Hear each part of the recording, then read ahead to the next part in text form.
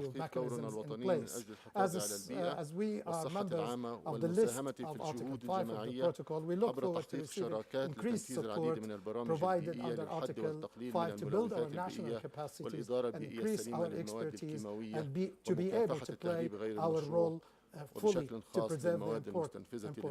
I would like to thank you and thank the Ozone Secretariat for all the efforts. Thank you.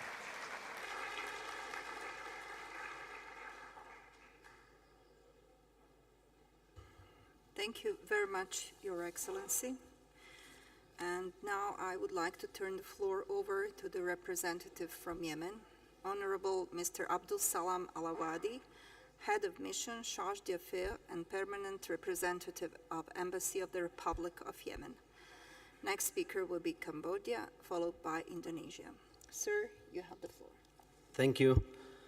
بسم الله الرحمن الرحيم. شكرا السيد الرئيس. في البدء أود أن أهنئكم على انتخابكم رئيس للاجتماع الخامس والثلاثون من أطراف بروتوكول مونتريال، ونشعر بالثقة العالية في نجاح هذا الاجتماع تحت إدارتكم الحكيمة. كما نتقدم بعميق شكرنا وتقديرنا لحكومة وشعب كينيا لاحتضان هذا الاجتماع البيئي الهام في هذه المدينة الخضراء ذات المناخ الفريد، والشكر موصول لأمانة الأوزون على التنظيم الرائع لفعاليات اجتماعنا هذا. كما أشكر جميع المؤسسات والهيئات والمنظمات الضليعة بالمهام في تنفيذ بروتوكول مونتريال. السيد الرئيس، أصحاب المعالي، المديرة التنفيذية لأمانة الأوزون الحاضرون جميعا، مما لا شك فيه أن بروتوكول مونتريال وآليات تنفيذه تجربة رائعة في التعاون الدولي المشترك يمكن الاقتداء به في الاتفاقيات البيئية الأخرى في حل المعضلات البيئية التي تتخطى في تأثيراتها السلبية الحدود الجغرافية الوطنية والإقليمية لتشمل كل بقعة على كوكبنا المفعم بالحياة. سيد الرئيس، لقد حرصت اليمن منذ عام 1990 على العمل الطوعي مع الأطراف الدولية للبروتوكول حتى أصبحت طرفا فيه في العام 1996، وظلت بلادنا تواكب تطورات هذا البروتوكول وما تقتضيه من إجراءات وطنية حتى أضحت في سنة 2001 طرفا في كل من تعديلات لندن وكوبنهاجن ومونتريال، ثم طرفا في تعديل بيجين عام 2009. لقد بذلت اليمن بالشراكة والتعاون مع صندوق مونتريال والوكالات المنفذة جهودا مكثفة من خلالها تم تحقيق استحقاقات بروتوكول مونتريال للعام 2010 فيما يخص الجيل الأول من المواد الخاضعة لرقابة بروتوكول مونتريال. واستمرت جهودنا بوتيرة عالية لتحقيق متطلبات تسريع الإزالة للجيل الثاني من المواد الخاضعة للرقابة. منذ أن توافقت الأطراف على برنامج التسريع تلك في مونتريال سنة 2007، واستطعنا الوفاء باستحقاقات البروتوكول لعام 2015. السيد الرئيس، إن انقلاب الميليشيات الحوثية على العملية السياسية والسيطرة على مؤسسات الدولة والعاصمة صنعاء في عام 2014 جعل مجرد التفكير في القيام بالنشاطات البيئية من الأعمال الترفيهية، واستمرت آثارها البيئية والإنسانية الجائرة على جميع أفراد المجتمع اليمني حتى هذه اللحظة التي أتحدث فيها إليكم. ولقد شكل العام 2015 ودخول اليمن في صراع انتكاسة كبرى للنشاطات الخاصة ببروتوكول مونتريال، حيث أصبحت الحركة على الأرض في غاية الصعوبة والخطورة، وتوقف الدعم المالي والفني لخطط الإزالة للمواد التبريد NBB والHBMB، وكذلك مشاريع الدعم المؤسسي لوحدة الأوزون الوطنية. ومع ذلك فقد كان تركيزنا السابق على برامج بناء القدرات ورفع الوعي وبناء جسور من الشراكة حول قضية تآكل طبقة الأوزون بين العامة والمستخدمين وصانعي القرار وطلاب المدارس حول التشريعات الوطنية الخاصة بالبروتوكول، وعلى وجه الخصوص التراخيص المسبقة للاستيراد الأثر الكبير في تكوين شبكة عمل وطنية قوية ونقاط اتصال بجميع محافظات الجمهورية، والتي ساهمت بشكل كبير في مساعدتنا في تحقيق استحقاقات البروتوكول العام 2020 وإعداد وتقديم التقارير اللازمة حول ذلك. سيد الرئيس، الحاضرون جميعا، إن بروتوكول مونتريال قد دخل المنعطف الأهم في تاريخه منذ التوقيع عليه، وذلك بعد توافق الأطراف التاريخي الذي تم في اجتماعه 28 في مدينة كيجالي رواندا في عام 2016 على إخضاع مواد الهيدروفلوكربون لرقابة البروتوكول، رغم أنها ليست من المواد المستنفدة لطبقة الأوزون. ما جدد الولاية لهذا البروتوكول للمساهمة في الحد من ظاهرة الاحتباس الحراري وتغير المناخ، الأمر الذي يتطلب استمرار الجهود بوتيرة أعلى مما سبق، وما شك فيه أن صندوق مونتريال قد شكل حجر الزاوية لكل النجاحات السابقة، وبكل تأكيد سيتعاظم دوره في هذه المرحلة والمراحل القادمة بالنسبة لبلدان المادة الخامسة من البروتوكول. توفير الدعم المؤسسي للهيئات والأطر التي تشكلت تحت مظلته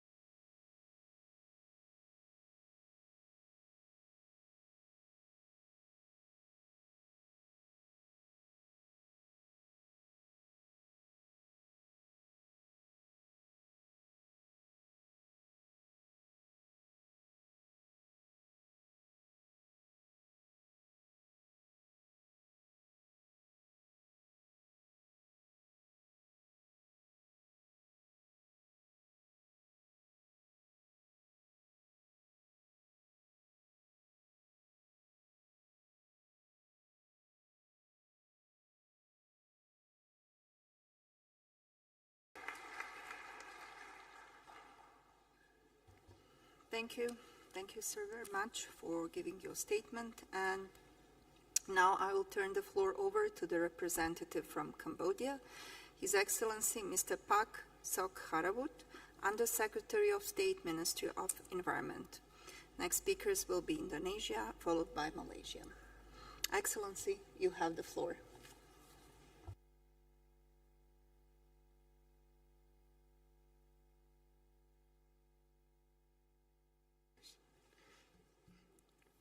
Distinguished Madam President, Madam Megumi Seki Nakamura, the Executive Secretary of the Ozone Secretariat, Excellency, ladies and gentlemen. Good afternoon. On behalf of the Ministry of Environment of the Kingdom of Cambodia and my delegation, I would like to express our heartfelt gratitude to the government of Kenya for their gracious hospitality in hosting this important gathering in Nairobi. We also wish to extend our deep appreciation to the Ozone Secretariat, led by Madam Megumi, for their tireless effort in the meticulously organizing and facilitating this meeting.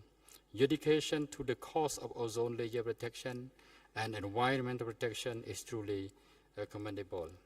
We are gathering here to discuss the crucial issue of the effective implementation of the Kigali Amendment and its alignment with the Cambodian Pentagonal Strategy Phase 1. We acknowledge the critical role this initiative plays in reducing global climate change while advancing our national development goal, particular toward realizing the Cambodian Vision 2050. The Montreal Protocol has long been a beacon of global environmental stewardship. It is a testament to our collective commitment to protect our planet and combat climate change. The Kigali Amendment represents a significant milestone in our journey to address hydrofluorocarbon potent greenhouse gas with a high global warming potential. Cambodia stands resolute in its dedication to fulfill its obligation under this amendment, understanding that doing so is vital for the health of our planet and future generations. In parallel, Cambodia has embarked on the transformative path outlined in the Pentagonal Strategy Phase 1, which seeks for foster growth, employment, equity, efficiency, and sustainability. This strategy forms the bedrock of our effort to realizing the Cambodia Vision 2015, which envisions a prosperous developed nation that upholds the environmental responsibility. First and foremost, the Kigali Amendment and the phase round of the HCFC are integral to our sustainable growth objective. By embracing low global warming potential technology for cooling appliances, we can drive economic development and open doors for innovation. We recognize the potential for the creation of new green jobs and industry that align with the principle of our Pentagonal strategy. Secondly, the transition of cleaner, more sustainable technology presents an opportunity to address employment disparity and promote equity. We are committed to ensuring that the benefits of the transition are accessible to all, including marginalized communities. Through targeting policy and inclusive initiative, we aim to bridge gaps and promote social equality. Secondly, the adoption of energy efficiency not only aligns with our environment responsibility, but also enhance the competitiveness of our industry and economic development. We view this as a win-win scenario, where environmental stewardship and economic efficiency go hand in hand. Lastly, we firmly believe that our action to face down HFC are essential to achieve environmental sustainability and reducing global climate change. As a nation, we are determined to do our part in reducing greenhouse gas emissions, mitigation the impact of climate change, and safeguarding environment for current and future generations. In conclusion, Cambodia's commitment to the Montreal Protocol and the Kigali Amendment is unwavering. We understand that these agreements are not just environmental responsibility, but also opportunity for sustainable development. We are much forward toward realizing the Cambodia Vision 2050. We invite collaboration with the global community to accelerate our effort in reducing HFC, combating climate change, and building a sustainable, equitable, and prosperous future for our nation and the world. Thank you very much.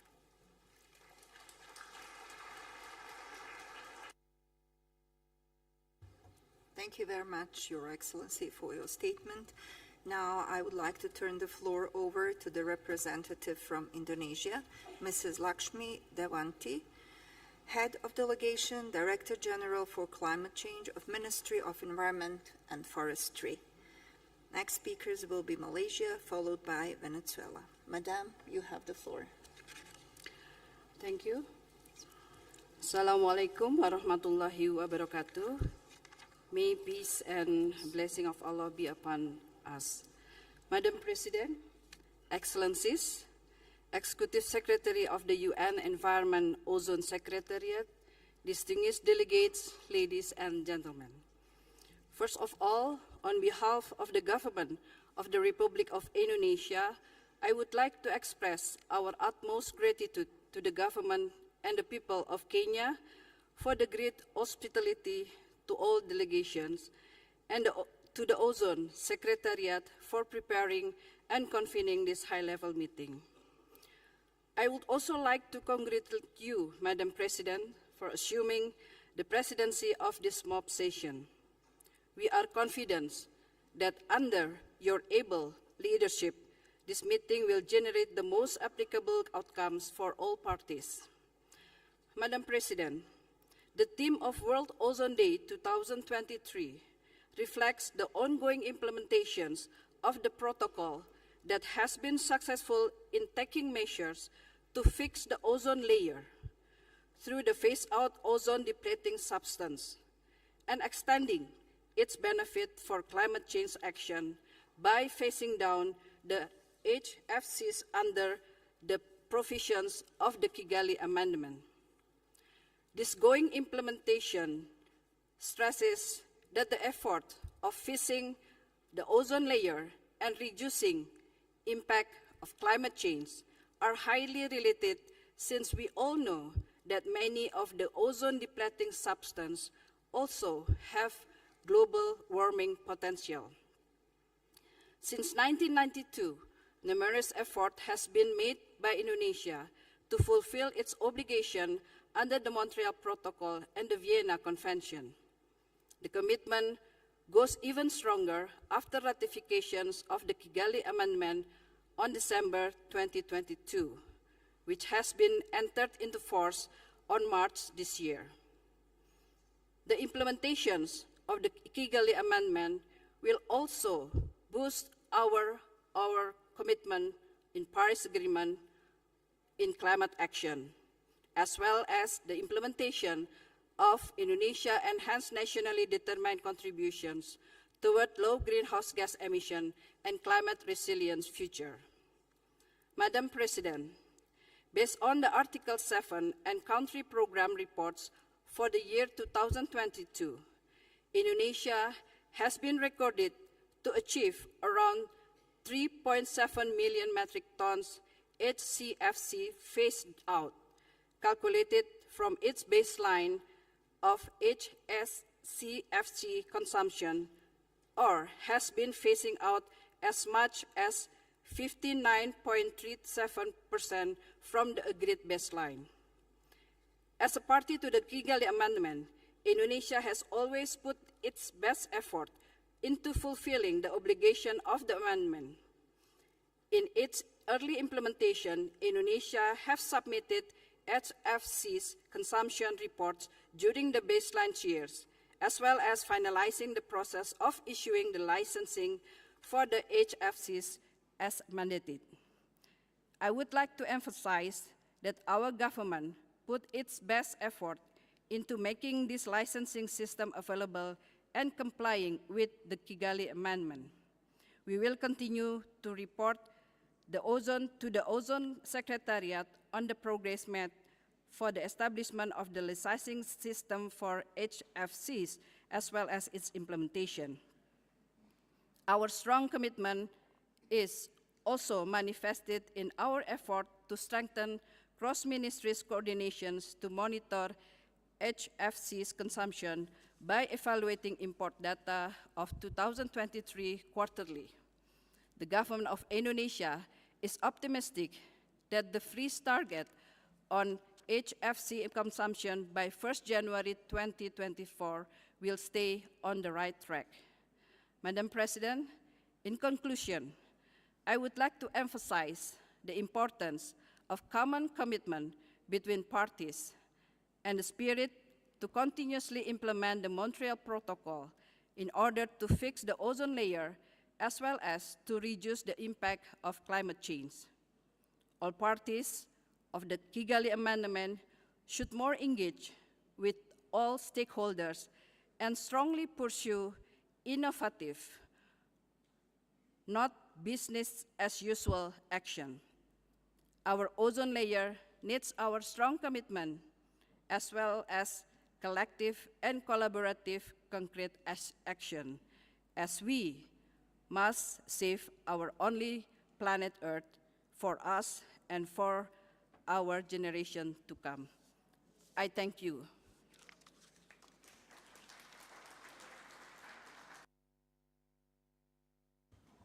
Thank you very much, Madam, for your statement. And now I would like to invite a representative from Malaysia to take the floor, Mr. Van Abdullatif bin Van Jafar, Director General of Environment. Next speakers will be Venezuela, followed by Vietnam. Sir, you have the floor. Ms. Azrar Rogovic Grubik, the President of 35th Meeting of Parties to the Montreal Protocol. Ms. Megumi Seki Nakamura, Executive Secretary of Ozone Secretariat. Excellencies, distinguished delegates, ladies and gentlemen. Assalamu alaikum wa rahmatullahi wa barakatuh and good afternoon. First and foremost, on behalf of the Government of Malaysia, I want to start off by heartily congratulating you, Mr. President, Madam President, on your well-deserved election as President of the 35th Meeting of the Parties to the Montreal Protocol on Substances that Deplete the Ozone Layer. I would also like to express our gratitude to the Government of Kenya and the United Nations for their outstanding efforts in organizing and facilitating this important meeting. Madam President, I would like to assure you that Malaysia stands firmly behind your dedicated efforts to make this meeting a success.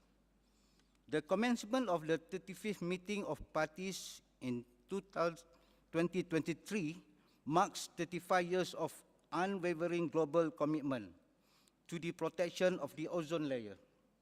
This effort has shown result in the healing of the ozone layer, which has been proven by the scientific community around the world.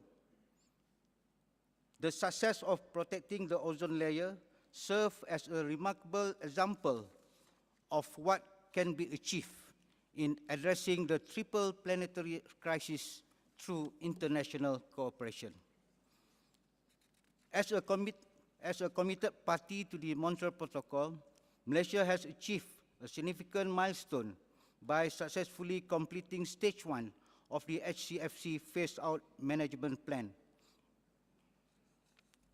In 2015, Malaysia exceeded its HCFC import reduction target, achieving a 19% reduction compared to the initial goal of 10%. And in 2022, we have successfully recorded approximately a 64% reduction in HCFC consumption for Malaysia, which exceeded the 43% reduction target set by the Montreal Protocol. We are now approaching the end of Stage 2 of HPMP, where enterprises under the firm sector have benefited from the technology conversion project. On 1st January 2023, Malaysia banned the importation of HCFC 141B in the foam sector and remained 1 ODP ton in the solvent sector. Madam President, ladies and gentlemen, Malaysia ratified the Kigali Amendment regarding the phase down of HCFCs on 21st October 2020.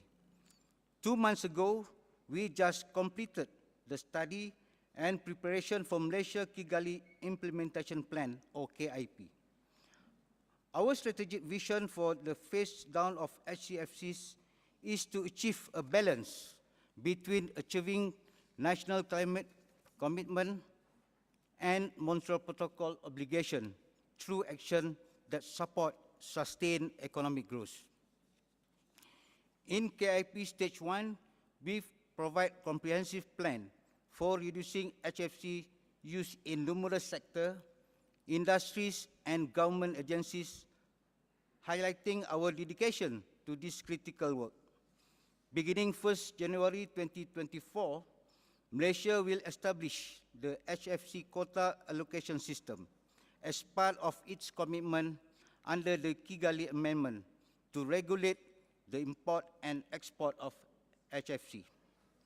However, we wish to seek sufficient funding, particularly for the KIP Stage 1, as this funding is important to support Malaysia in successfully execute the plan. At this juncture, Malaysia views that achieving the HFC phase down is a great challenge, particularly in A5 countries, unless affordable and competitive alternatives and technologies are readily accessible in the country.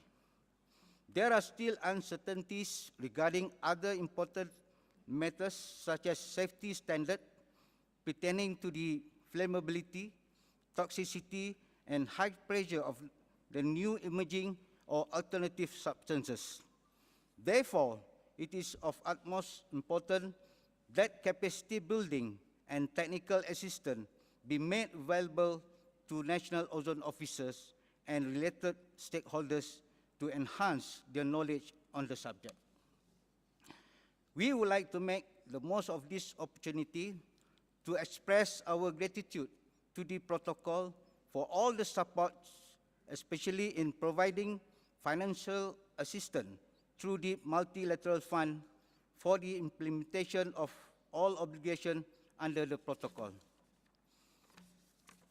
Malaysia firmly believes that it is essential for the multilateral fund to consider sufficient funding for supporting the capacity building and technical assistance initiative for the A5 countries during the upcoming replenishment period from 2024 to 2026.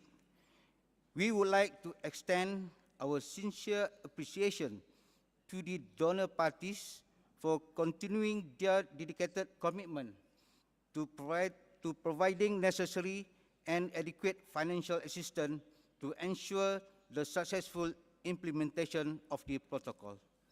Madam President, ladies and gentlemen, to conclude, I would like to express our commitment and support for the Montreal Protocol on substances that deplete the ozone layer.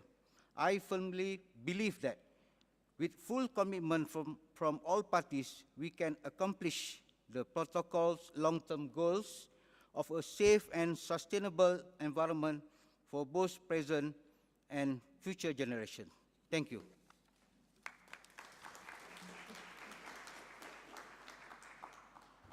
Thank you very much, sir, for delivering your statement.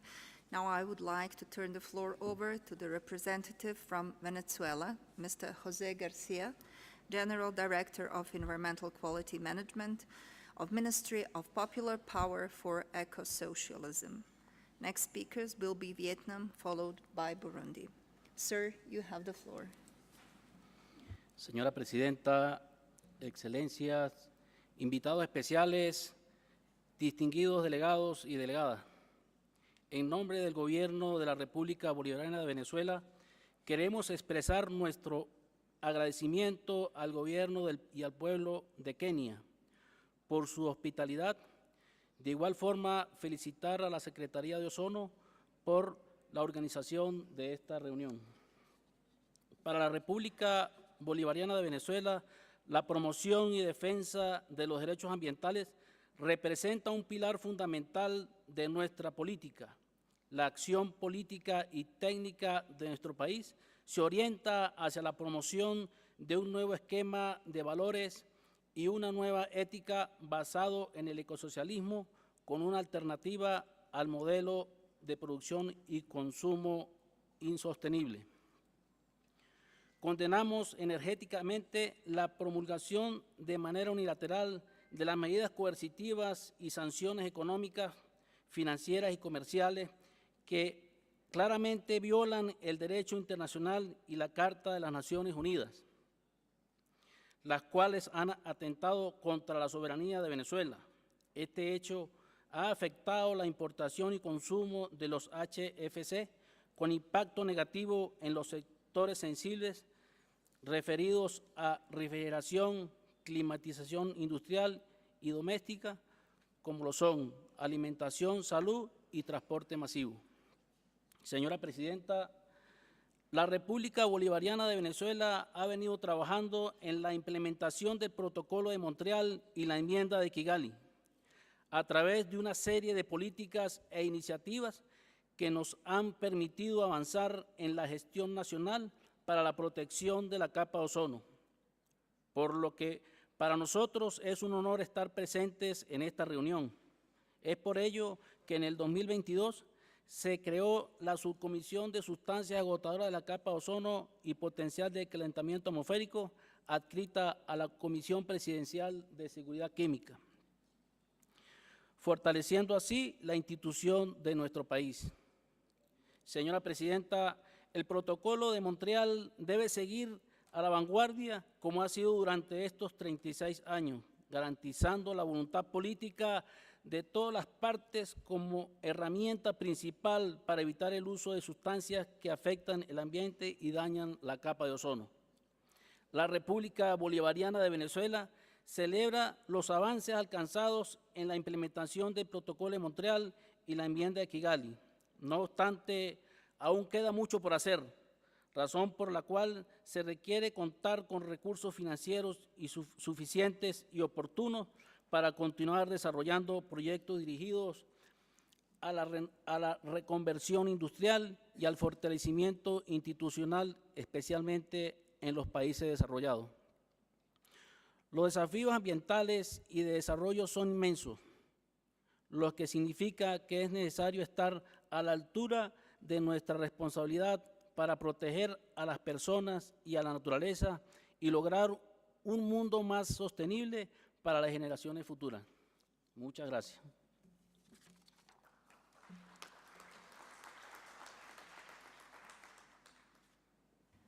Thank you, sir, very much for your statement. And now I would like to turn the floor over to the representative from Vietnam, Mr. Nguyen Tuan Quang, Deputy Director General, Department of Climate Change, Ministry of Natural Resources and Environment.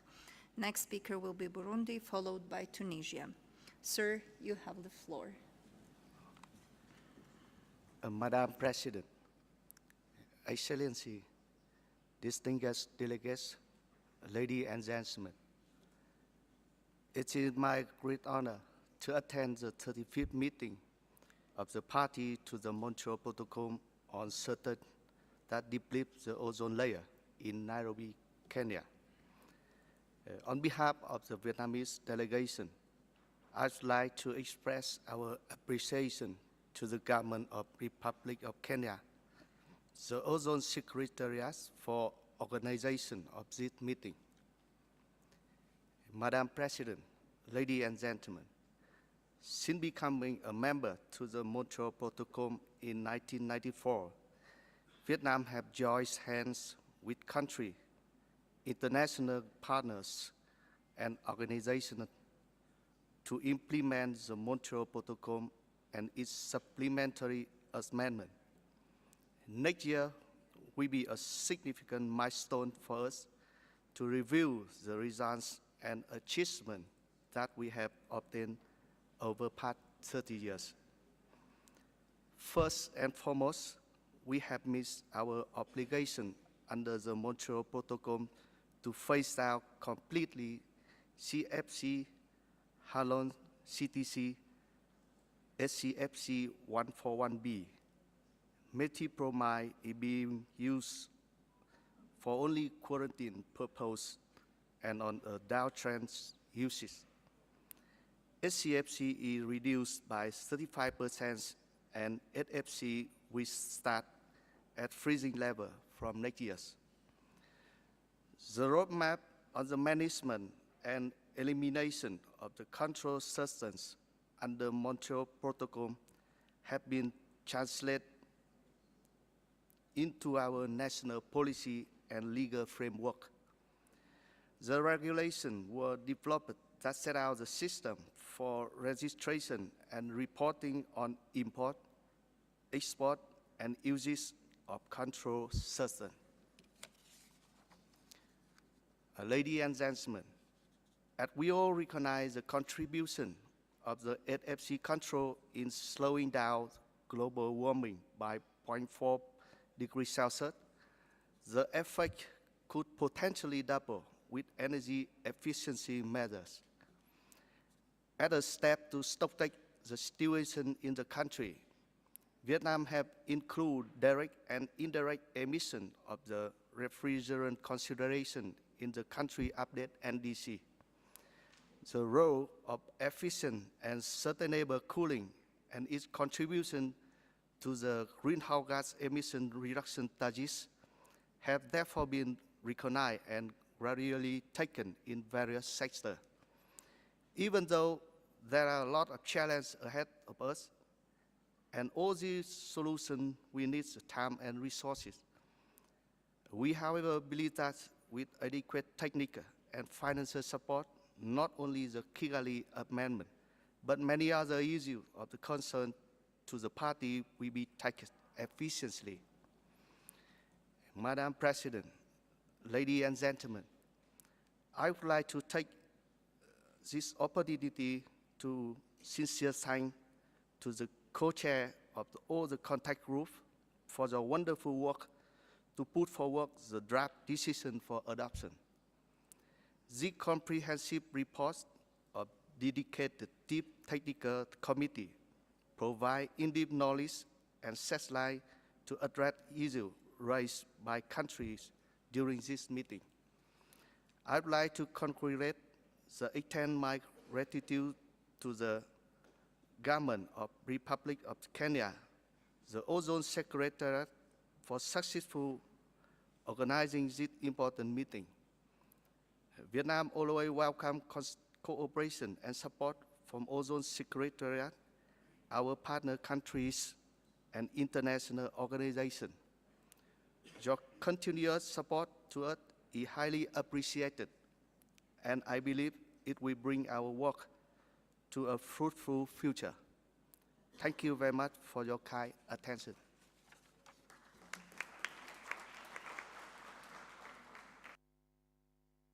Thank you very much, sir, for your statement. And now I would like to turn the floor over to the representative from Burundi, Mrs. Renilde Ndayishimiye, Head of Environment and Climate Change Department of Ministry of Environment, Agriculture and Livestock. Next speaker will be Tunisia, followed by Ecuador. Madame, you have the floor. Excellences, Madame le Président de la MOP35, Madame le Secrétaire exécutif de la Convention de Vienne et du Protocole de Montréal, Mesdames, Messieurs les ministres, Mesdames, Messieurs les chefs de délégation, Mesdames, Messieurs, tout protocole observé. C'est un réel plaisir et un honneur pour moi de prendre la parole à l'occasion de la 35e réunion des parties au protocole de Montréal relatif à des substances qui appauvrissent la couche d'ozone et de l'atelier sur l'efficacité énergétique. Permettez-moi de vous adresser mes sincères salutations et d'exprimer mes sentiments de gratitude au gouvernement et au peuple kenyan pour leur accueil chaleureux, leur hospitalité réservée à notre égard depuis notre arrivée. Le Burundi a ratifié la Convention de Vienne et le protocole de Montréal, respectivement le 6 janvier 1997 et le 18 octobre 2001. Il a également ratifié les 4 amendements du protocole de Montréal ainsi que l'amendement de Kigali le 30 décembre 2020. Le protocole de Montréal a donc mis en place un plan de gestion d'élimination progressive de ces substances et un calendrier pour différentes catégories de sabres et l'introduction des technologies de substitution pour la continuité du développement socio-économique mondial. Auguste Assemblée. Le Burundi étant un pays importateur de substances réglementées par le dit protocole, il ne produit aucune substance, équipement ou dispositif contenant des substances appauvrissant la couche d'ozone, c'est ça. Cependant, il respecte et adopte le programme convenu au niveau international concernant la mise en œuvre du protocole de Montréal. Avec l'appui du Fonds multilatéral de mise en œuvre du protocole de Montréal, via le programme des Nations unies pour l'environnement et l'Organisation des Nations unies pour le développement industriel, le Burundi a organisé des séances de sensibilisation, de formation à l'endroit des techniciens frigoristes, des douaniers de l'Office burundais des recettes, OBR, des déclarants en douane et transitaires, des importateurs et commerçants des substances réglementées par le protocole de Montréal, des étudiants, des responsables des ateliers de foire, des enseignants des universités ayant des cursus techniques et des établissements d'enseignement secondaire technique, ainsi que les médias, dans le but d'inciter chaque groupe cible à jouer pleinement son rôle en vue d'aider le pays à s'acquitter de ses obligations. Dans ce cadre, le Burundi a déjà commencé la distribution d'outillages de compléments pour les entreprises et ateliers ayant déjà bénéficié des équipements et d'outillages de montage, d'entretien, de mise en œuvre et de récupération des gaz. Auguste Assemblée. S'agissant du cadre légal relatif à l'importation des substances réglementées par le protocole de Montréal, le système de contrôle des importations et de commercialisation a été mis en place par une ordonnance ministérielle numéro 770-2148-CAB-2017. Cette ordonnance ministérielle a subi une révision par une ordonnance ministérielle conjointe numéro 710-740-540-2035 du 9 décembre 2022 pour se conformer à l'amendement de Kigali relatif au HFC signé respectivement par le ministre de l'Environnement, de l'Agriculture et de l'Élevage, le ministre du Commerce, du Transport, de l'Industrie et du Tourisme et le ministre des Finances, du Budget et de la Planification économique. Cette ordonnance donne des indications pour le contrôle des importations et la commercialisation des substances réglementées par le protocole de Montréal au Burundi par un système de licences et de quotas des importations. La protection de la couche d'ozone étant indissociable à la protection du climat, le gouvernement du Burundi a instauré un vaste programme national, Ewe Burundi Lambaye, un programme qui va contribuer à créer un puits important de gaz à effet de serre, de renforcer le reboisement et assurer la protection des sols, qui est le facteur important pour augmenter la production agricole au profit de la population burundaise, sans oublier les initiatives et mesures entreprises pour l'adaptation et la résilience climatique au vu de la vulnérabilité du pays. Auguste Assemblée, bien que le Burundi, enregistre les progrès déjà réalisés dans la mise en œuvre de ce protocole, il est à noter que des défis liés à l'insuffisance des moyens techniques et financiers persistent. C'est ainsi que nous sollicitons encore une fois un soutien pour le Burundi et de l'accompagner dans sa voie vers le Burundi, un pays émergent en 2040 et un pays développé en 2060. Je souhaite plein succès à la MOP35 pour la protection de la couche d'ozone et la planète Terre. Vive la coopération internationale, vive la protection de la couche d'ozone. Je vous remercie.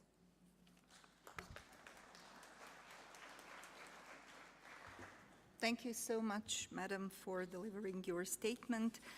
And now I would like to turn the floor over to the representative from Tunisia, Mr. Mohamed Nasser Jeljeli, General Manager of National Agency for Environment Protection. Next speaker will be Ecuador, followed by Turkey. Sir, you have the floor. Thank you. بسم الله الرحمن الرحيم. السيدة الرئيسة التنفيذية، السيدات والسادة رؤساء الوفود، السيدات والسادة الحضور، يسعدني في بداية هذه الكلمة أن أتقدم بالشكر لكينيا حكومة وشعبا ولأمانة الأوزون على حسن تنظيم هذا الاجتماع الهام واحتضان مدينة نيروبي، هذه المدينة الجميلة الرائعة التي ما فتئت تذكرنا بجمال الطبيعة وضرورة الحفاظ على مواردنا الطبيعية ضد المخاطر الآتية من التلوث. السيدة الرئيسة، إن تونس من البلدان التي تولي اهتماما بالغا للمسائل المتعلقة بالبيئة، وخاصة منها مسألة استنفاد طبقة الأوزون والتغيرات المناخية، سعيا منها لرفع التحديات الوطنية والدولية من أجل تحقيق تنمية مستدامة واستمرار الحياة على الأرض نحو الأفضل. انخرطت تونس في اتفاقية فيينا وبروتوكول مونريال بشأن المواد المستنفذة للأوزون منذ سنة 89 و900 وألف، وأوفت بتعهداتها الدولية تجاه البروتوكول منذ ذلك التاريخ من خلال تنفيذ مشاريع إزالة المواد المستنفذة لطبقة الأوزون بدعم متواصل من الصندوق متعدد الأطراف للبروتوكول وبعض الدول الصديقة ومختلف وكالات التنفيذ. وقد مكنت هذه المشاريع في مرحلة أولى من البروتوكول من إزالة كلية لمواد CFC والهالونات والمذيبات وبروميد الميثلين، ويجري العمل في مرحلة ثانية من البروتوكول لتنفيذ استراتيجية وطنية لإزالة المواد HCFC عن طريق تنفيذ مشاريع استثمارية في العديد من القطاعات وأخرى غير استثمارية، تشمل بالخصوص تأهيل قطاع التدريب المهني على حسن التصرف في سوائل التبريد الفلورية والمعدات المشتغل بها. وقد خفضت تونس استهلاكها من هذه المواد بنسبة تناهز 50% خلال سنة 22 بعد الألفية الثانية، مما يمكنها من احترام وتطبيق رزنامة الإزالة التدريجية المحددة في الغرض. وتعمل تونس في الوقت الحالي على إرساء منظومة وطنية لإشهاد التقنيين ومؤسسات الخدمات العاملين في مجالي التبريد والتكييف وتأهيل مراكز التدريب المهني ذات العلاقة، بهدف إحكام التصرف في سوائل التبريد الفلورية، خاصة في مجال صيانة أنظمة التجهيزات العاملة بهذه السوائل، وإدراج حماية طبقة الأوزون والتصرف الرشيد في سوائل التبريد في برامج التدريب المهني على المستوى الوطني. السيدة الرئيسة، بخصوص المواد HFC المصنفة ضمن كوكبة الغازات الدفيئة شديدة القدرة على الاحتباس الحراري، واعتباراً للتأثيرات البيئية السلبية لهذه الغازات على المناخ، فإن تونس أخضعت هذه المواد منذ بداية استخدامها على المستوى الوطني سنة 97 حيز المراقبة، وذلك باعتماد نظام منح رخص التوريد عن طريق إنجاز إطار قانوني في الغرض وإسناد التصنيفات الجمركية لكل مادة منها، الشيء الذي ساهم في إنشاء بنك معلوماتي دقيق خاص بهذه المواد يمكننا من حصر كافة مجالات استعمالاتها في جميع القطاعات. رغم كل هذه الجهود المبذولة في هذا الصدد منذ ما يزيد عن 3 عقود من الزمن، واعتباراً لاستعمالات هذه المواد في عدة قطاعات حيوية، فإن تونس تبدي انشغالها العميق مع المجموعة الدولية فيما يتعلق بالتأثيرات البيئية السلبية لهذه الغازات على المناخ، أخذاً بعين الاعتبار بأن تونس مصنفة ضمن البلدان شديدة التأثر بظاهرة التغير المناخي. سيدة الرئيسة، إيماناً منا بجدوى هذا المشروع ونجاحه، فقد أدرجته الدولة التونسية ووزارة البيئة التونسية ضمن الاستراتيجية الوطنية للانتقال الإيكولوجي. في الختام، تجدد تونس التزامها بمواصلة مساهمتها البناءة في المسارات والمجهودات الدولية لرفع التحديات البيئية الإقليمية والكونية، وخاصة تغير المناخ وطبقة الأوزون وغيرها من الملفات الكبرى، ضماناً لتحقيق التنمية المستدامة. شكراً على حسن انتباهكم، والسلام عليكم ورحمة الله وبركاته.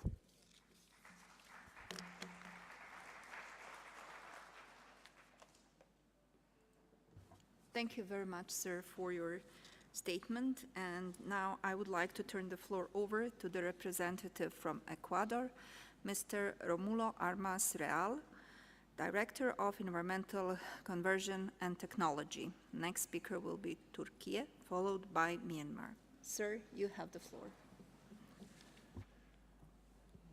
Muchas gracias, estimada presidenta. De parte del Ecuador, le hacemos llegar los más sinceros deseos de éxito en sus funciones. Confiamos en que realizará un excelente trabajo.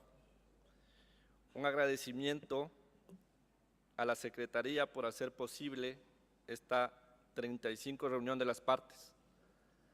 Nuestra gratitud especial al gobierno de Kenia por la hospitalidad y calidez.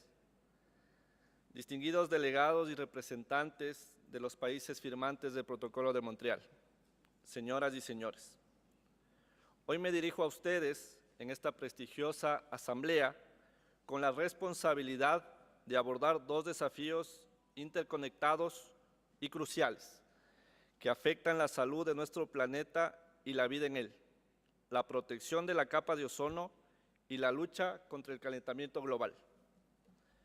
Si bien hemos logrado avances significativos en la preservación de este manto frágil, es evidente que debemos redoblar nuestros esfuerzos. Los gases de efecto invernadero, especialmente los HFC, son una amenaza creciente para nuestro clima.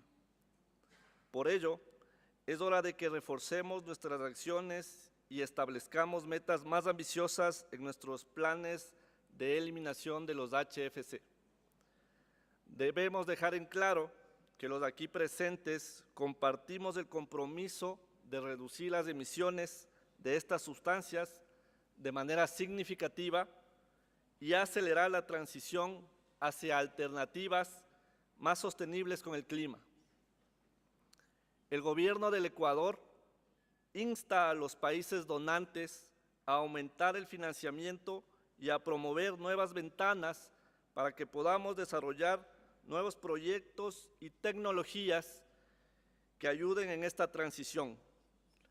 La solidaridad internacional y la cooperación financiera son esenciales para que los países en desarrollo podamos cumplir nuestros compromisos de reducción y avancemos hacia economías bajas en carbono. Un componente esencial y complementario en esta lucha climática es el intercambio de información. Debemos garantizar que el flujo de información sobre tecnologías y mejores prácticas para la gestión de sustancias que agotan el ozono sea más fluido y accesible para todos los países. Esto requerirá un compromiso conjunto para promover la cooperación técnica y científica. Asimismo, es fundamental fortalecer las redes de hermanamiento entre países. Estos lazos de cooperación pueden fomentar el aprendizaje mutuo y el intercambio de experiencias exitosas en la implementación de políticas y tecnologías sostenibles. Al colaborar estrechamente, podemos acelerar nuestro progreso hacia un mundo más limpio y seguro. Por último, quiero alentar a todos a promover nuevos liderazgos dentro de la familia del Protocolo de Montreal. Debemos dar la bienvenida a nuevas voces, nuevas ideas y soluciones para enfrentar los desafíos que se avecinan. La diversidad de perspectivas y enfoques solo enriquecerá nuestra capacidad para abordar los desafíos que supondrán la implementación de las estrategias nacionales y planes de Kigali. Tenemos la responsabilidad moral y ética de tomar medidas audaces y decisivas para combatir el calentamiento global. Insto a todos los países a elevar sus ambiciones en la reducción de HFC, aumentar el apoyo financiero, mejorar el intercambio de información y fortalecer las redes de hermanamiento. Juntos podemos forjar un futuro más limpio y sostenible para las generaciones venideras. Terminaré reiterando el saludo fraterno del gobierno del Ecuador, un país en el que desde hace algunos años el medio ambiente y la naturaleza tienen derechos propios establecidos en la Constitución de la República, el país de la mitad del mundo, de las Islas Galápagos, del punto más cercano al Sol, pero sobre todo un país de 17 millones de corazones comprometidos por salvaguardar esta casona común llamada Tierra. Señoras y señores, muchas gracias.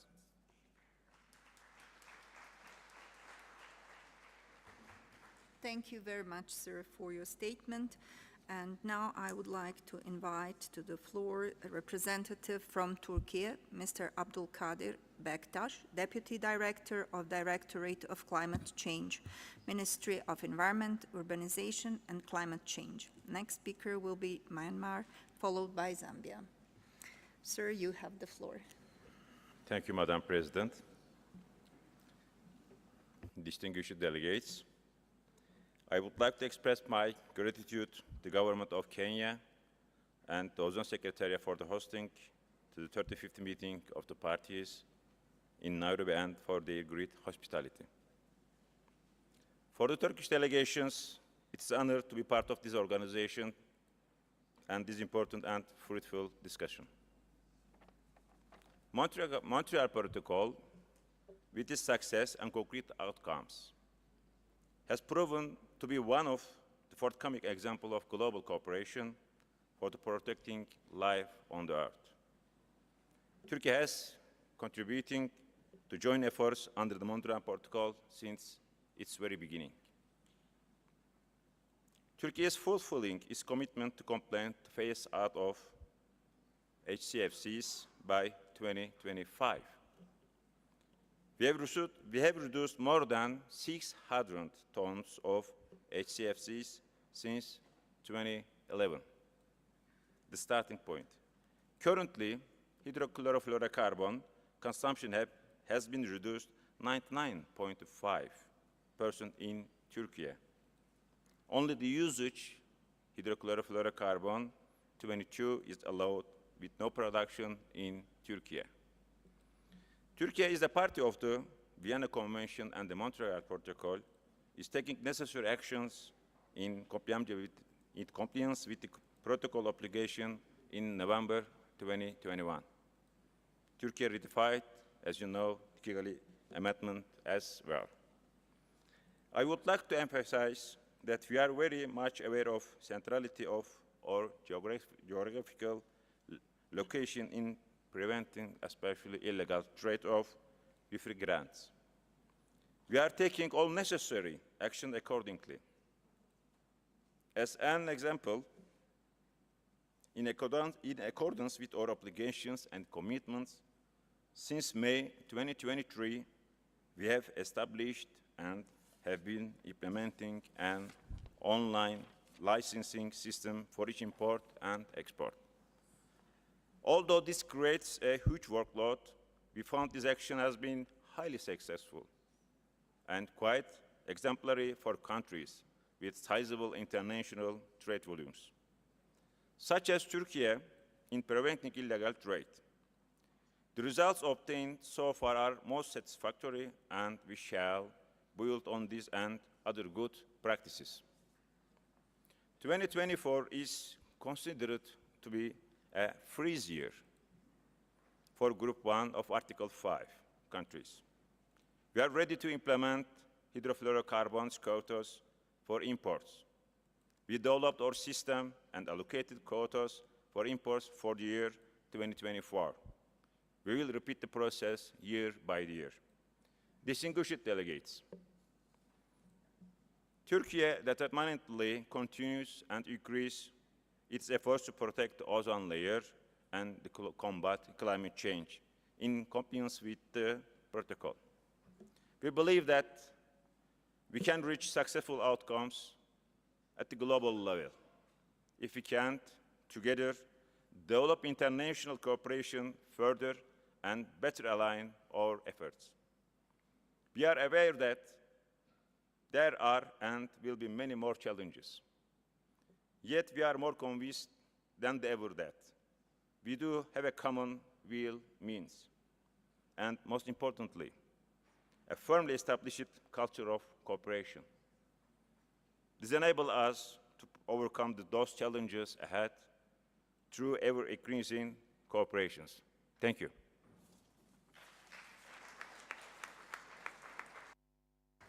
Thank you very much, sir, for your statement. And now, having on time that we have to break at 5:30 in order to enable a preparatory meeting, I would like to invite next representative from Myanmar, Mr. San Win, National Ozone Officer from the Ministry of Natural Resources and Environmental Conservation. Next speaker will be Zambia, and I'm afraid that that will be so for today, and then tomorrow we will continue with the statements of heads of delegations. So, sir, you have the floor. Okay. Thank you, Madam President, Honorable Minister, Deputy Ministers, Excellency, distinguished delegates, ladies and gentlemen. It's my pleasure to be here today. I would like to take this opportunity to congratulate you, elected to be the president of this event of the MOP35, and thank the host country, Kenya, as well as the Ozone Group for excellent arrangement with a warm welcome and hospitality. Madam President, delegates, ladies and gentlemen, like any other parties of the Montreal Protocol, Myanmar realizes that ozone layer plays a vital role for human beings. Hence, Myanmar obeys and implements the obligations of the international agreement related to the conservation and protection of the ozone layer within the range of the national level. Myanmar also regularly and annually organize awareness-raising activities such as World Refrigeration Days and World Ozone Day regarding to the conservation and protection of the ozone layer with the support of the multilateral fund in the past. In order to continue to perform that awareness campaign, Myanmar attempts to do with the best because of the lack of contribution. In addition, Myanmar always submitted the yearly imported data of the ozone depleting substances country program and the Article 7 data in time and in the future will also do. Myanmar acceded to the Vienna Convention for the Protection of Ozone Layer, the Montreal Protocol on substances that depleted the ozone layer, and the Lana Amendment, Copenhagen Amendment, Montreal Amendment, and Beijing Amendment. And we are processing to ratify the Kigali Amendment in accordance with the international procedures. We are preparing to ratify the Kigali Amendment, the latest amendment of the Montreal Protocol. Among of the preparation, we are now collecting the baseline data of the consumption of HFC data as one of the facts that needs to be done. There are many difficulties that we are facing associated with the collection of the baseline year data because of the requirement of funding in technology. And however, we don't turn back and will attempt to complete the collecting of the baseline year data with our best.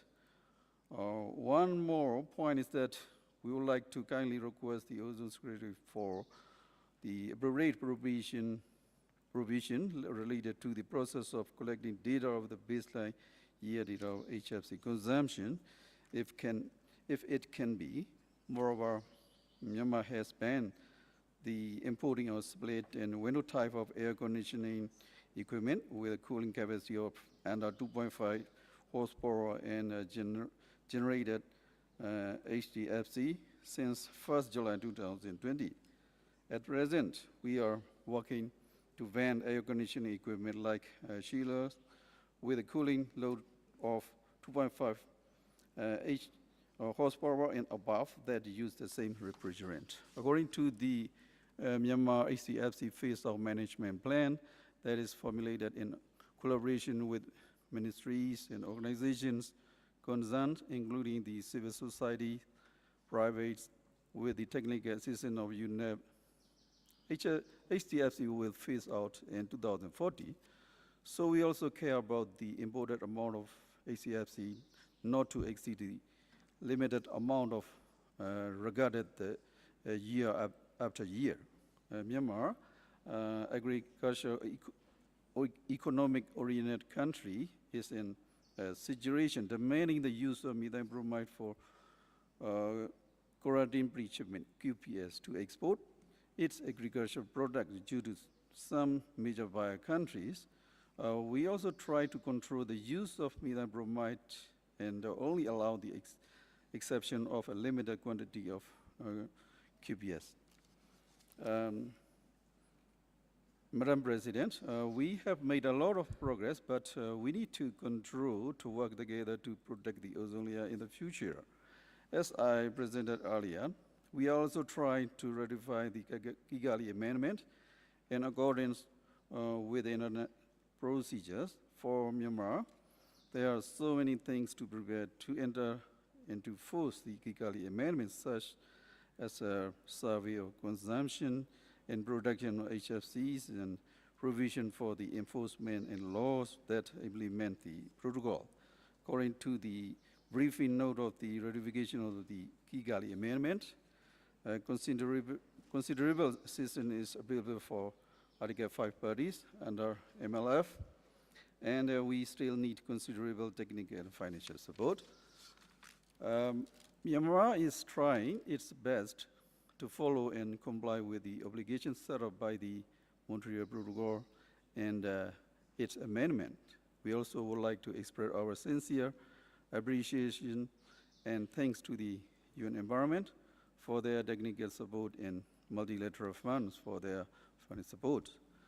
In conclusion, Myanmar will continue collaboration with the Ozone Secretariat and parties hand-in-hand initiative to achieve the goal of Montreal Protocol.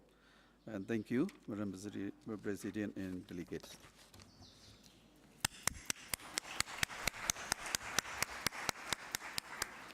Thank you, sir, very much. Since we have tight time, but I decided to allow representatives of Zambia and Malawi to take the floor. I will turn the floor over to the representative from Zambia, Mr. Maxwell Nukoya, Acting Director General of Zambia Environmental Management Agency. And then the next speaker will be Malawi, and then we will resume tomorrow with the statements of heads of delegations. So, sir, you have the floor, and with my kind request to stick to 5 minutes to enable also Malawi. Thank you very much. Thank you, Madam President, the Executive Director of the UNEP, distinguished delegates, ladies and gentlemen. On behalf of the government of Zambia and the people of the Republic of Zambia, I would like to join the speakers who have proceeded before me to congratulate you on your nomination, and also to thank the government of Kenya and also United Nations Environment Program for the well-arranged meeting. Madam President, allow me also to convey to you the sincere appreciation of the Zambian government for the outstanding work done by UNEP in particular, and also the Ozone Secretariat and the assessment panel for their efforts in dealing with issues on substances that deplete the ozone layer and contribute to climate change. I'm also proud to observe that the Montreal Protocol has continued to record success in protection of the ozone layer and prevention of global warming. It is my pleasure to state that the government of the Republic of Zambia, through the Ministry of Green Economy and Environment, has cooperated with other state parties in the phase-out of ozone-depleting substances, and the country has committed itself to the phase-down of HCFCs. We are happy to be among the parties that have already ratified all the amendments to the protocol, including the Kigali Amendment. Allow me at this time also to inform the parties to the Montreal Protocol that Zambia has successfully concluded the domestication process of the Kigali Amendments and putting in place laws and procedures for licensing of HCFCs. Madam President, Zambia does not produce ODS and also HCFCs, a refrigerant, but depends fully on imports from other countries. The ODSs and HCFCs application in the refrigeration as well as the air conditioning sector is significant and essential. Refrigeration and air conditioning is essential for the development of the Zambian economy, job creation, and also the health sector of our population. You may also wish to know that the production and processing of key minerals, copper and others, depend on cooling systems that support the processes. The transport sector of agricultural products, as well as other sectors, including health, are also dependent on the refrigeration system, including storage of vaccines. Madam President, Zambia has made considerable progress in phase-out of ozone-depleting substances and has been working towards the set target of 2030 and I would like to report that we are on course. And the country has also transitioned towards ozone and whereas climate-friendly and low ozone-depleting potential technologies. Through the issuance of, we also want to indicate that though the issue of accessibility remains a challenge to the country, Zambia is also set to set the implementation as well as phase down of HCFCs at the beginning of 2024. As I conclude, allow me to indicate that the consumption of HCFCs has been showing a downward trend over the past years, having been dramatically reduced by over 60% from the baseline in 2010. This achievement is attributed to, among others, measures such as implementation of the quota system, as well as licensing of refrigeration technicians.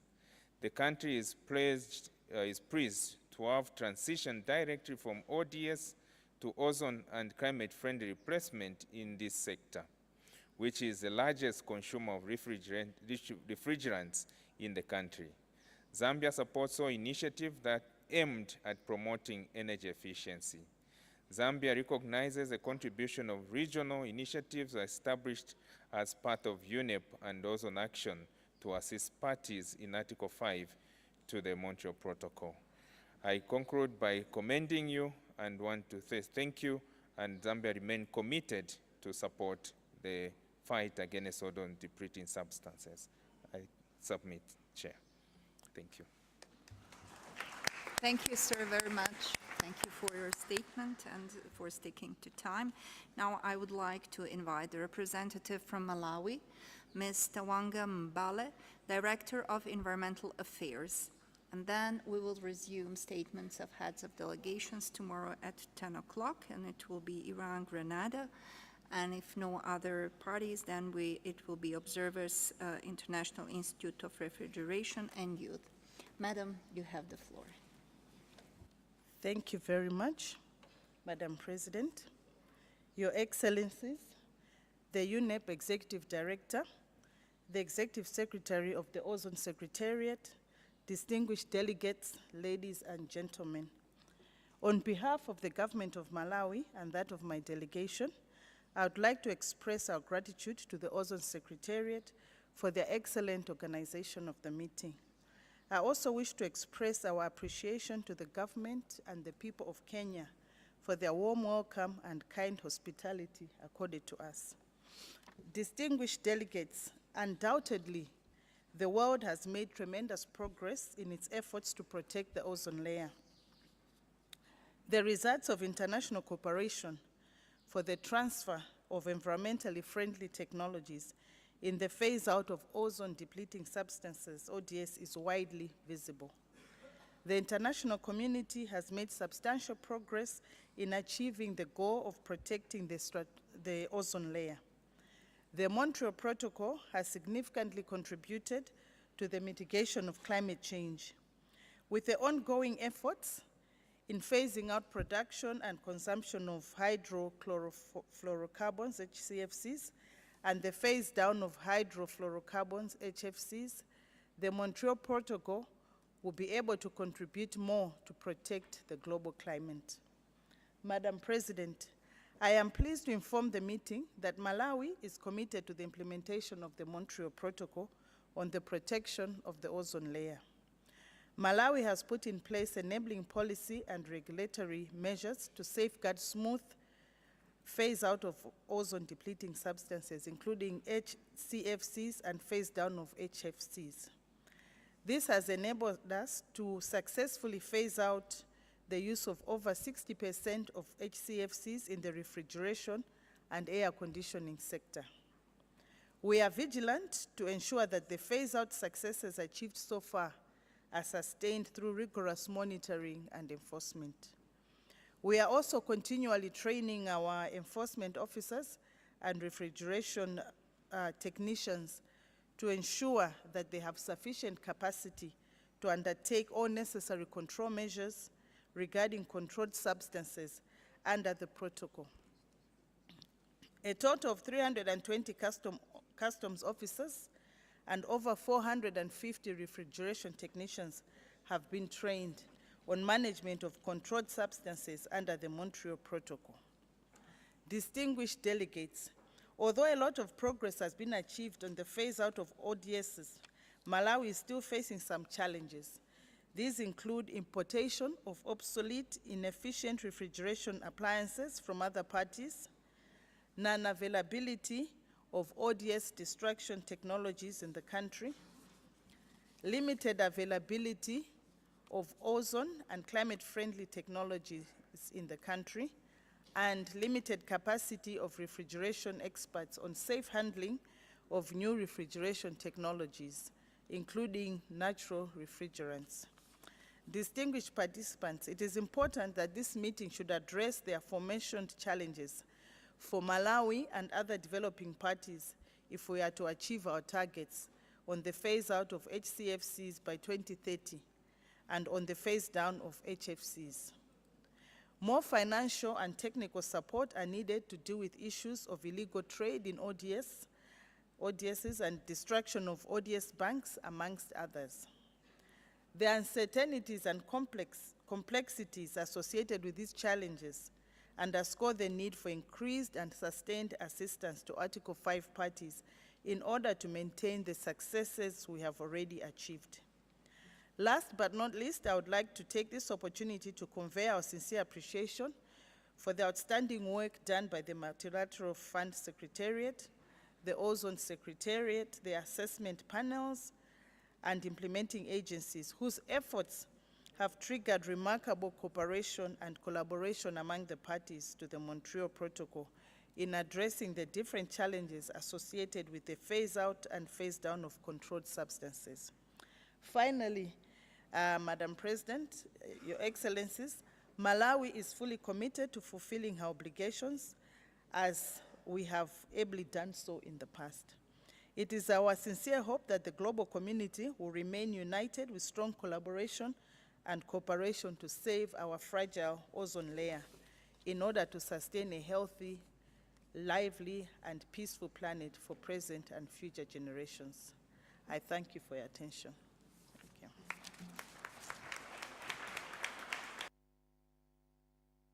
Thank you, Madam, very much. And as I have announced already, we will break now and we will continue tomorrow at 10 a.m. sharply with agenda item 5. And now we will close this segment for today and we will leave place to preparatory segment. Thank you.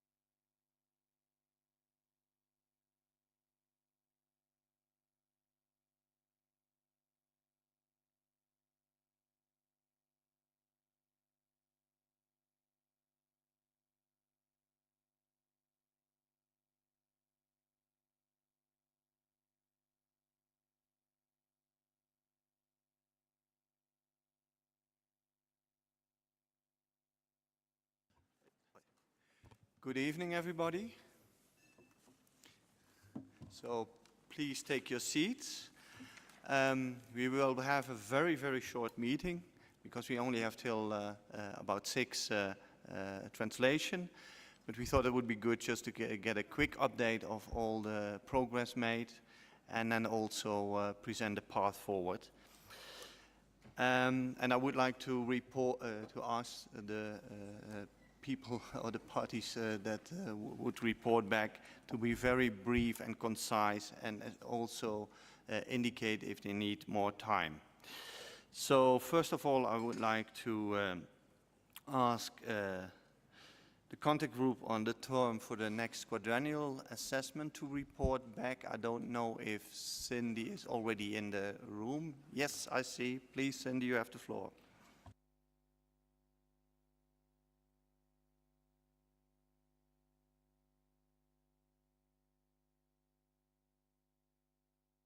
The US, please. Thank you very much, Mr. Co-Chair, and we made very good use of our time this morning. The group completed the review of the terms of reference and began to edit to remove brackets and agree on text. We have made it about more than halfway through the decision, but we do need some additional time to continue our work. I'm quite confident that we will be able to make good progress with another session. I'll also note that this group has that second part of our mandate to look at the alignment of the reports, and we have not yet had an opportunity, unfortunately, Mr. Co-Chair, to have a good discussion of that part, but we do understand from the mandate you gave us at the OEWG that we needed to prioritize our work on the quadrennial assessment terms of reference, and again, we are quite close to finishing that, but we would need additional time in order to get there, and we are in your hands as to whether or not there's time today or tomorrow for us to complete our work. Thank you. Thank you, and very good that you made good progress, and definitely there will be time for you allotted. Then the contact group on HFC 23, who will be reporting back. Germany or Barbados? Germany, Heidi, please. Thank you, Co-Chair. Let me start by thanking the delegates in the room for the open and constructive discussion this afternoon. We could make substantial progress and now went through the entire draft decision once. However, we will need more time to further discuss, especially the new text that has been introduced during the discussion. Thank you. Thank you for reporting back, and you will get more time for your further deliberations. Then I would like to go to the next group on the shared responsibility to stop dumping of inefficient equipment.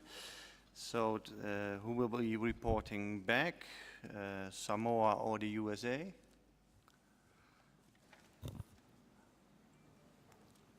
I don't know if somebody is in the room of that group.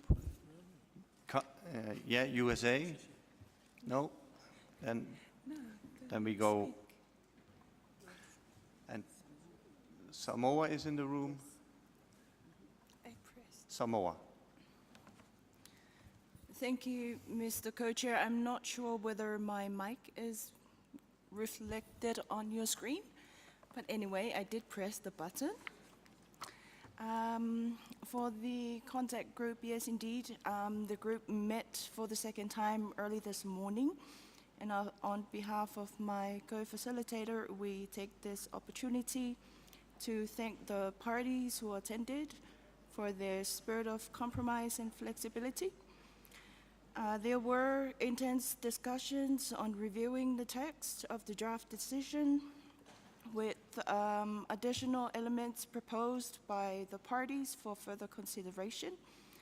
There are also a few comments and concerns raised by parties which requires clarification and additional deliberations. Therefore, Mr. Co-Chair, we would like to request for more time in order for us to complete our work. Thank you. Thank you. Indeed, good to hear there's progress and there will be time and place reserved for you. Then I would like to go to the feedstock users and CTC group, who will report back from that group, Micronesia or Canada. I'm looking if I don't see anybody in. Yeah, I see somebody in the room, but yeah, now Canada, please. Thank you, Mr. Co-Chair. A little bit unprepared here, but reporting on the work of the informal group that met this afternoon on the issue of feedstock and CTC. We started a little bit late because there were some challenges with regards to members of the group having to attend different working groups. So nevertheless, we had a productive session where we were able to discuss both CRPs and actually able to look at the text of both CRPs during the session. We had some chance to ask questions to TEEP and go into a little bit more detail. Our understanding is that some of the proponents of the CRPs were going to hopefully meet to discuss further in the margins. So seeing some good progress in this group, I would request the co-chairs a little bit more time during this week. Thank you very much. Thank you. You will get more time during this week, but not next week, so that will be a lot to you, please. So good to hear the progress. Thank you, Michelle. Then I would like to go to the next one on the informal group on panel nominations. Please, Gilles, please, Osvaldo, the floor is yours. Thank you, Mr. Co-Chair, and I'm providing this update on behalf of my co-facilitator from New Zealand on the recent activities and decisions made by the informal group tasked with discussing membership nominations for the SAP, the EAP, and the TEEP. We convened once again this afternoon to deliberate on these important matters. It is my pleasure to share that our group reached a consensus on the 5 nominations received for the senior expert group. All 5 nominees have been endorsed for a term of 1 year, reflecting our faith in their abilities and expertise. Their contributions to our shared objectives will be of immense value, and we eagerly look forward to their insight and leadership in their new roles. During our discussions, however, One of our group members expressed concern regarding the nomination process for the TEEP, including the matrix of expertise. Furthermore, we collectively agreed on the nomination received last night for an additional co-chair for the Art Talk. This decision is, of course, pending the outcome of our ongoing discussions on the Art Talk arrangements. I am pleased to report, or we are pleased to report, that we have successfully completed our outstanding tasks with these decisions. I would like to extend my gratitude to everyone involved for their invaluable contributions and for the constructive dialogue that enabled us to reach these conclusions. We await, Mr. Co-Chair, your instructions on how to submit the CRP to the Secretariat before approval. Thank you once again for your leadership and support throughout this process. I am confident, I would say rather, we are confident that these memberships, old and new, will greatly enhance the SAP, EAP, and TIP capacity as we continue to strive towards our shared goals. Muchas gracias. Thank you for reaching an agreement on the nominations in your group. So congratulations, you both. You're sitting next to each other, New Zealand and Chile. So I really would like to thank you. And good, good to hear that, let's say, once there is clarity on the RTOC restructuring, then we know what can be sent to the high-level segment. So that's what we are going to propose. Then I would like to go to the next one. I have to look at my list. Yes, that's the combating illegal trade. I would like to hear the report back from Denmark or the Maldives. Don't know Maldives. Miruza, please, you have the floor. Thank you, Mr. Co-Chair. The second meeting of the contact group on strengthening Montreal Protocol institutions, including for combating illegal trade, met today morning, and we had our first reading of the text after the simplified text proposed by the proponent. We have started editing paragraph by paragraph, and I am happy to inform that very good progress has been made on the text. And we would like to request for more time to continue our work. And the latest version of the CRP is already posted online. Thank you. Thank you for reporting back and for the good progress you made. So indeed, also for your group, there will be a time slot and a place to meet. Then I would like to go on the, let's say no, I went through all the, no, one moment.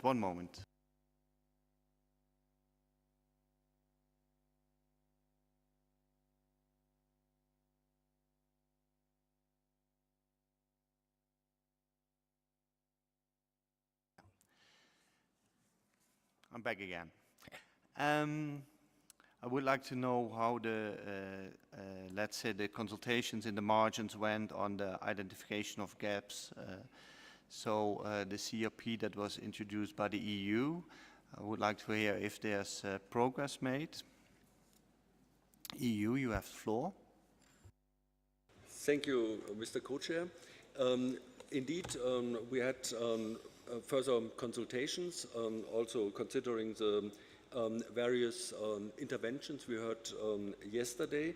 I can inform you that a revised version of the draft CRP is now posted on the portal.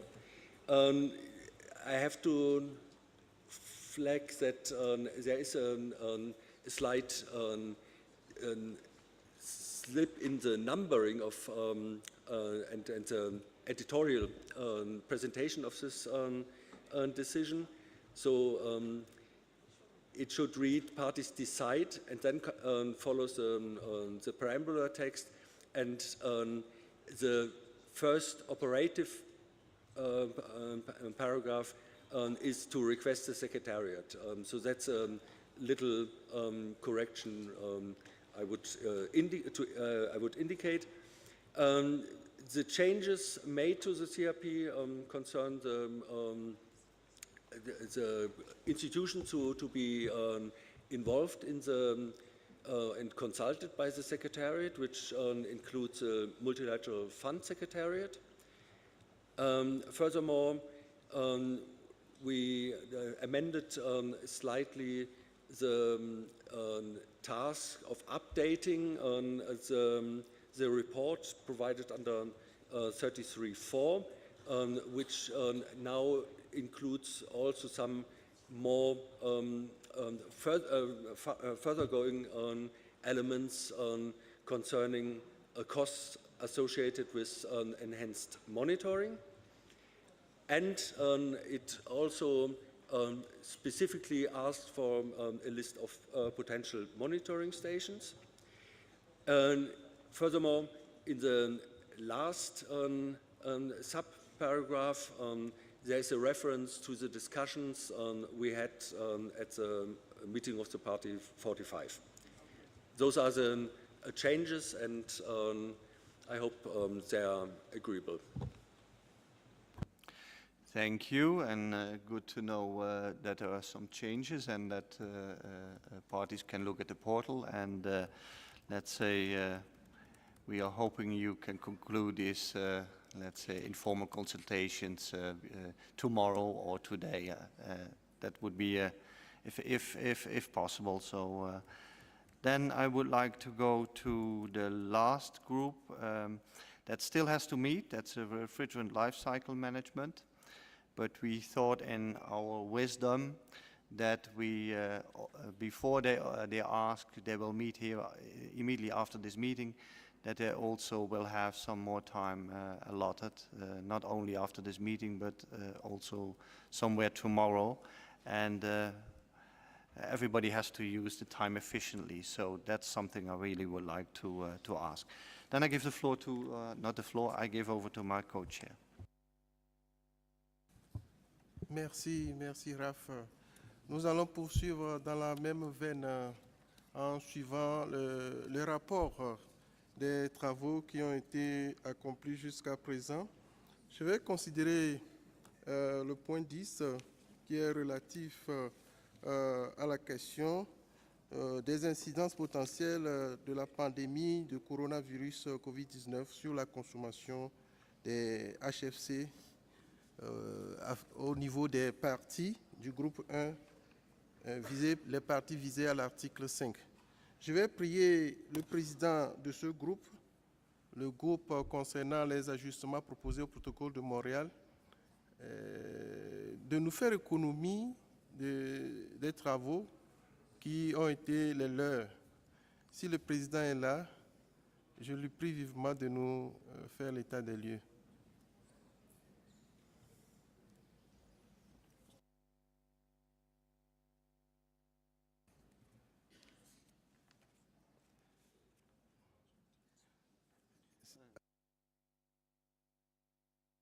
L'honorable délégué de l'Argentine ou bien si l'honorable délégué de l'Argentine ou bien le Cuba peut nous apporter des éléments d'avancement.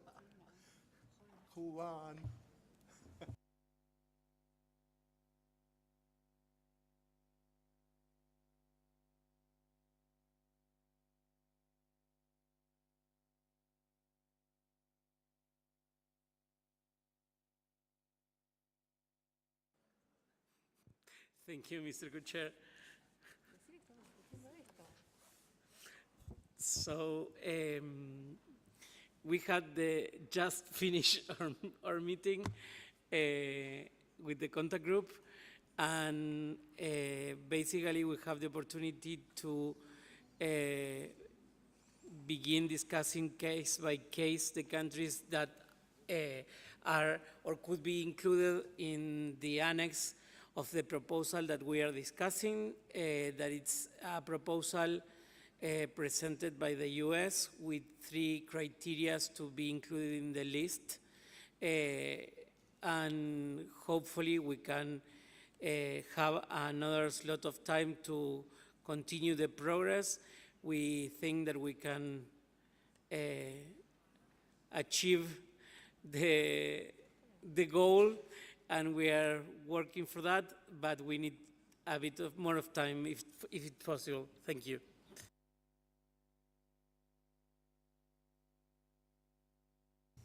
Merci beaucoup à l'honorable délégué de l'Argentine.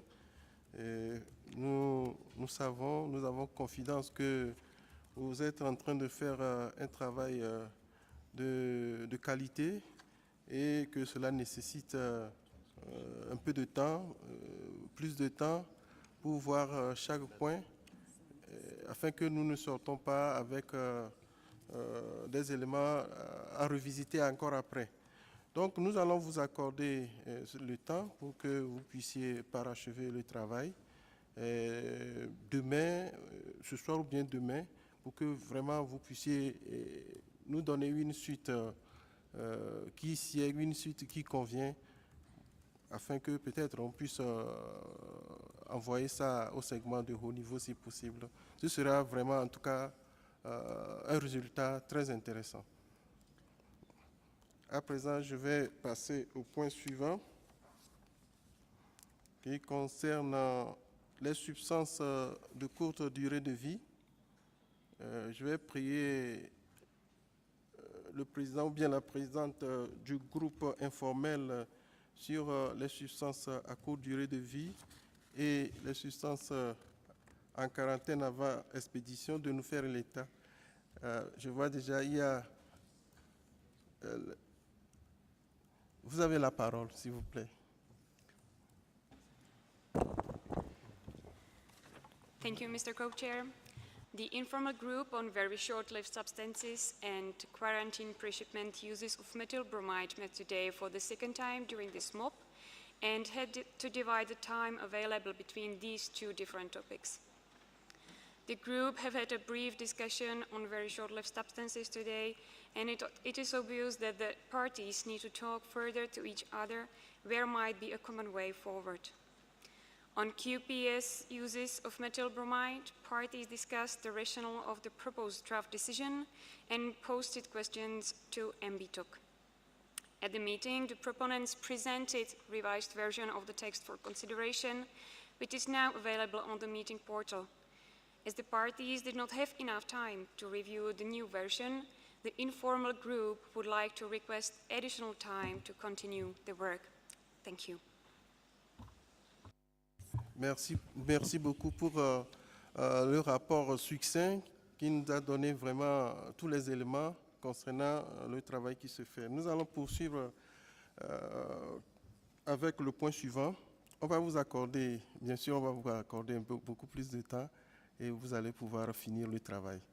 Donc, je passe au point suivant qui concerne l'efficacité énergétique. Le point sur l'efficacité énergétique, le groupe informel a eu une discussion en marge et nous voudrons bien prendre connaissance des avancées qui ont été obtenues. Est-ce qu'il y a une partie qui a participé à ces discussions informelles de nous faire économie? No way. Honorable délégué, vous avez la parole. Thank you, Co-Chair. The informal group on energy efficiency met yesterday evening for taking stock after the successful workshop organized by the Ozone Secretariat. Many parties in the group expressed interest on this matter and emphasized the importance of improving energy efficiency while phasing down HFCs. And many countries are considering this while preparing their KIPs.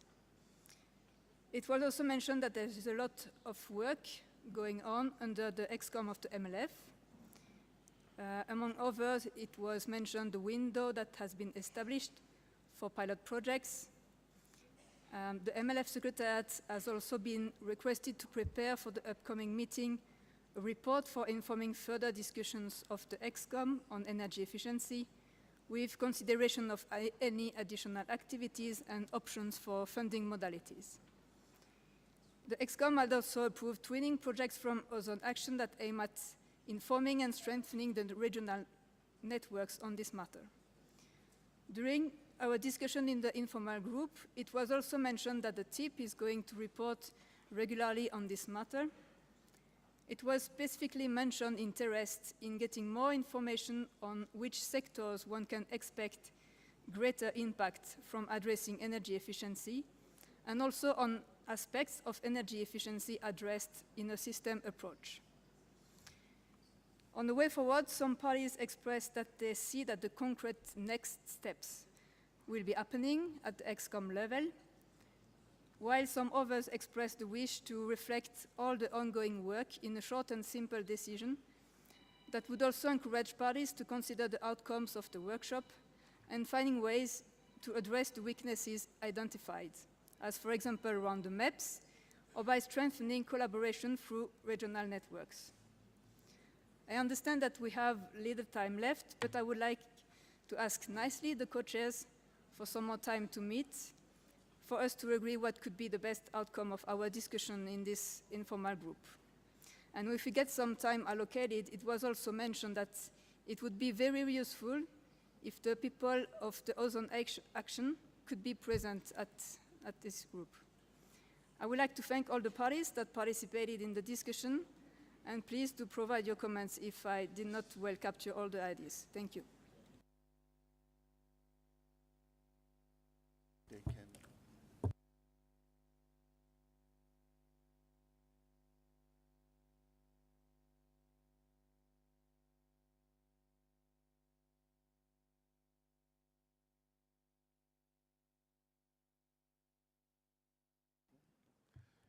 Thank you.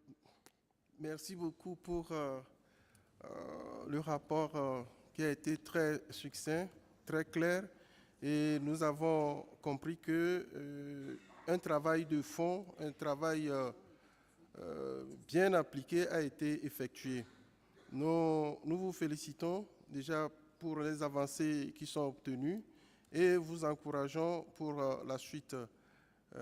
Il vous faut un peu plus de temps.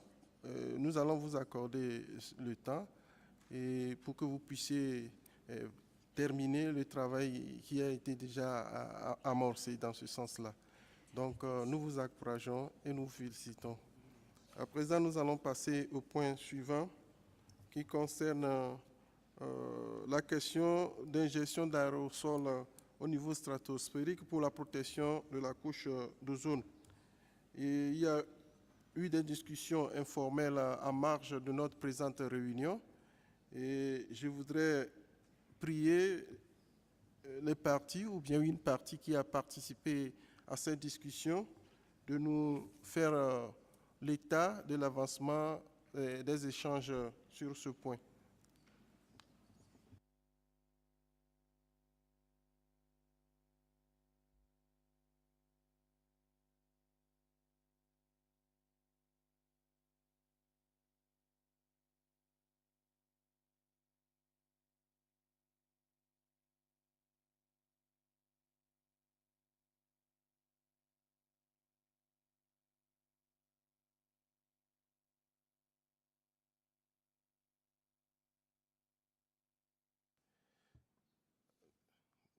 Je ne vois pas de partie présente qui voudrait faire un rapport sur cette question-là.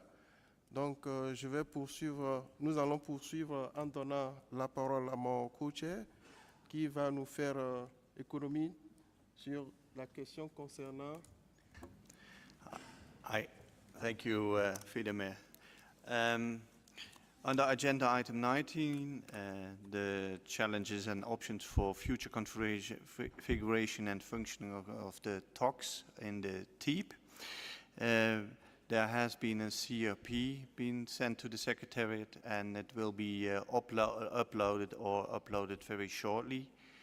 But I would like the US who sent this CRP to the chance to introduce it.